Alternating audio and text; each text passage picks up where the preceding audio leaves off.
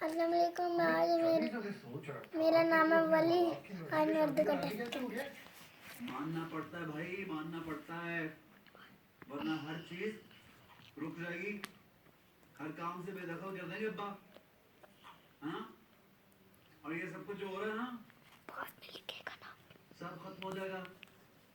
पैसे चाहिए सबके लिए, कहाँ से लाऊंगा? क्या मतलब? अबे तो समझ गया नहीं क्या कह रहा हूँ मैं? देख, सोच ही रहा था मैं कि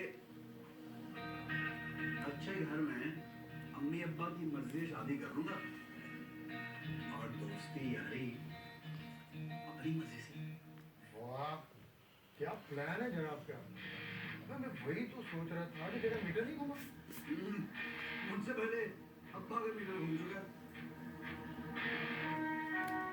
चलो भाई, खाना पीना तो हो गया, अब पान वहां जाकर खाएंगे। तुझे हर वक्त चस्कों की पड़ी रहती है। क्या देख रहे हो? खाने में जाके खाएंगे। वो मैं ना अबे ये जो बीवियां होती है ना, इनमें कसम से कोई चाव नहीं। वही एक जैसा खाना, वही शक्लें, और ये जो परियां होती है ना जाने,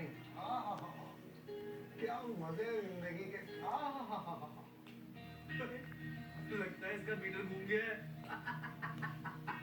इधर देखो, उधर पीछे क्या देख रही हो वली?